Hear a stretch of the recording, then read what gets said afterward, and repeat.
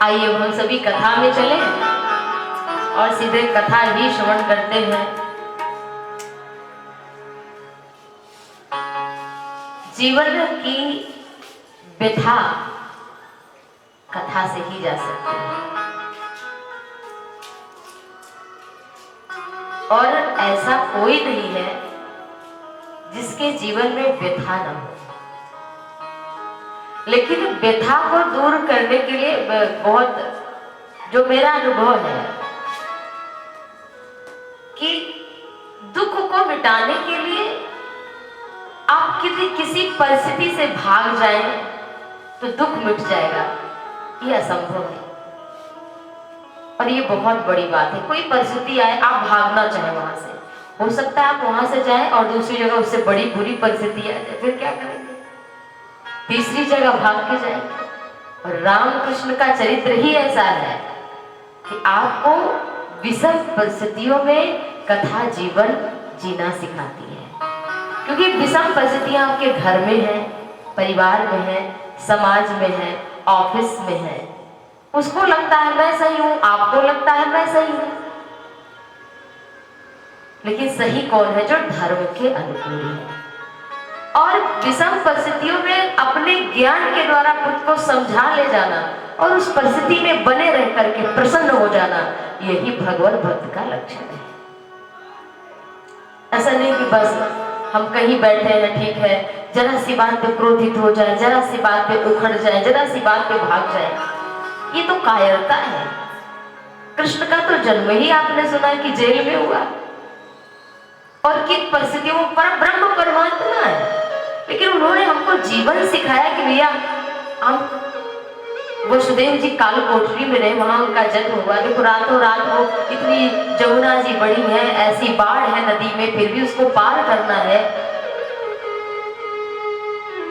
अब वसुदेव जी कहते भगवान आप है मेरे सिर पे तो भी हमारे जीवन विषम परिस्थिति। सोचने वाली बात तो है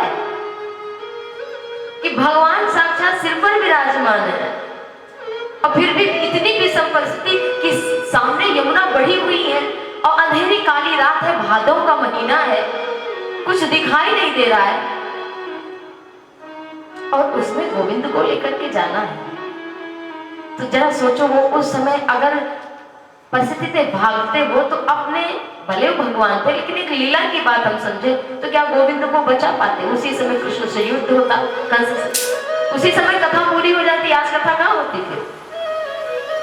तो ऐसा नहीं है कि मतलब ये जीवन को जीने के लिए एक सूत्र है। सूत्र कहते हैं ना, जैसे मैथ में सूत्र होता है कि आप प्लस माइनस डिवाइड आप कैसे करेंगे, उसका भी एक सूत्र है कि भाई ऐसा करेंगे, प्लस में करेंगे, 2 करेंगे तो कितना हो जाएगा? प्लस में 4 हो जाएगा। तो एक सूत्र ही तो है, एक सूत्र से तो हमें मिला। हम ट्रांसलेशन करते हैं तो वो कुछ भी हो, APPLE एप्पल के कोई सूत्र ही तो है कि आप इसको जोड़ेंगे तो ऐसा बन जाएगा, या ट्रांसलेशन इज दैट, जो भी कहाँ लगता है, कैसे लगता है, वो हमें सूत्र ही तो पता है कि नजदीक की वस्तु को हम क्या कहेंगे, दूर की वस्तु को क्या कहेंगे। तो एक सूत्र मिलता है, उसी से हमें भाषा समझ में आती है, उसी से हम फिर लोग अपनी अपनी पुस्तकें लिख डालते हैं। क्यों? एक सूत्र ही तो मिला उन्हें। उसी सूत्र से वो इंग्लिश बोलना, हिंदी बोलना, मलयालम बोलना सब सीख जाते हैं, उनके पास सूत्र ही तो है। तो यह सूत्र है, ये कथाएं सूत्र है। केवल ऐसा नहीं कि बस वसुदेव जी उनके जीवन की विषम परिस्थितियां देखो, अभी भी वो कैद खाने में पड़े हैं, प्रतीक्षा कर रहे हैं। उसी समय भगवान से कहते कि नहीं, मुझे जेल में नहीं रहना, मुझे मुक्त करो, कंस को मारो, खत्म नहीं। चीजें एकदम से नहीं करनी चाहिए कि नहीं अभी हमारा न्यारा हो जाए, बात खत्म। ये कोई जीवन जीने का तरीका है?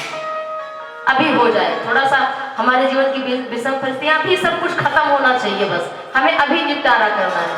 तो ये कथा जो है ये हमको यही सिखाती है, थोड़ा धैर्य धारण करो। धीरज धर्म मित्र अरुणारी आपद काल परखी चारी। वैसे तो धीरज जो जिसके पास है वो भक्त का लक्षण है। सहनशीलता जिसमें आ गई वो बड़े से बड़े कठोर समय को मुस्कुराकर सह करके पार हो जाता है और उसके शरीर में कोई विकार भी नहीं उत्पन्न होता।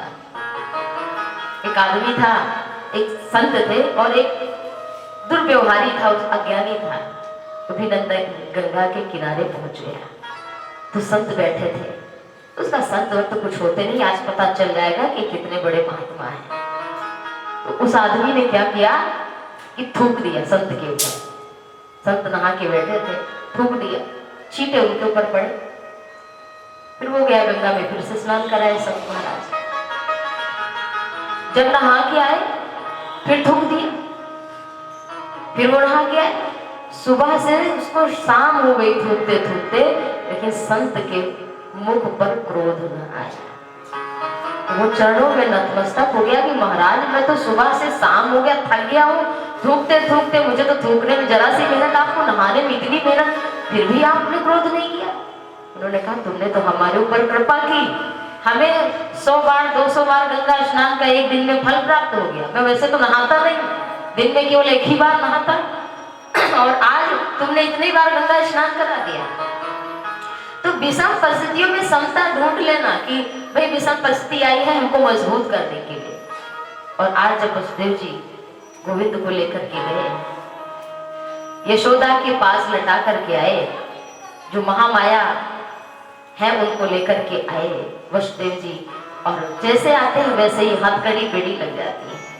जब जीव माया में होता है तब वो बंधन युक्त हो जाता है, और जब वो भगवान को लेकर चलता है साथ में अपने कि हमारे साथ प्रभु है, ईश्वर है, तब वो बंधन से मुक्त हो जाता है। बंधन मैंने सुना था, मना एवं मनुष्याणाम कारणम बंध मोक्षयो बंधन तो विषय शक्तम मुक्तम निर्विषयम मना।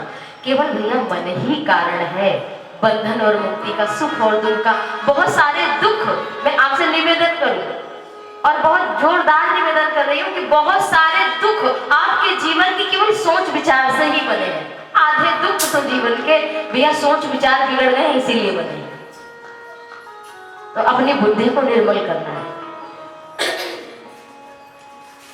और जब वसुदेव जी लेकर के आए, सवेरा हुआ तो वहां तो आपने सुना कि नंदोत्सव हो रहा है। लेकिन जब कंस के कारागृह में वसुदेव देवकी उस महामाया को जो यशोदा मैया के पास जन्मी थी, जिन्हें भगवान ने कहा था कि तुम्हारा नाम दुर्गा भद्र काली इत्यादि होगा, तो वो महामाया जब वैसे तो बालक जब जन्मता है तो रोता है, लेकिन कन्हैया ने तो चूं तक नहीं किया, कृष्ण ने रोए नहीं हो। और राम जी तो इतना रोए थे कि सुनी बचन सुजाना रोदन ठाना, कोई बालक सुनो रोदन ठाना। अब भगवान की तो भाई हर चीज अपार है, रोए तो इतना रोए कि चुप ही नहीं हो रहे थे। मैया ने कहा बालक इतना भी नहीं रोता महाराज, आप थोड़ा रोए। और कृष्ण रोए ही नहीं, जन्मते ही अपना विराट सुंदर स्वरूप दिखाया।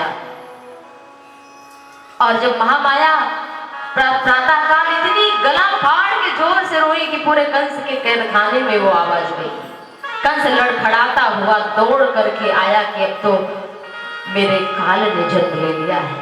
और जब गया तो उस नन्ही सी कन्या को वसुदेव देवकी ने बचाने की कोशिश की, लेकिन कंस नहीं माना।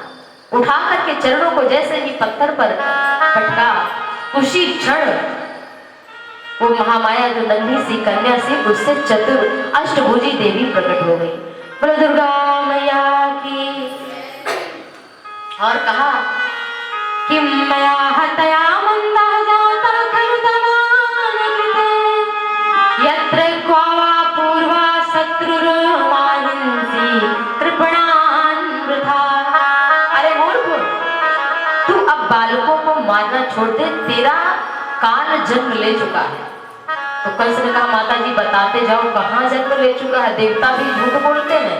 कल तो आकाशवाणी कर रहे थे कि देवकी के 8वां जो गर्भ होगा, संतान होगी, वो तुम्हारा काल होगा, और अब पता चल रहा है कि वो यहाँ जन्मा ही नहीं, यहाँ कन्या जन्मी, आप जन्मी यहाँ, ये कैसे संभव है?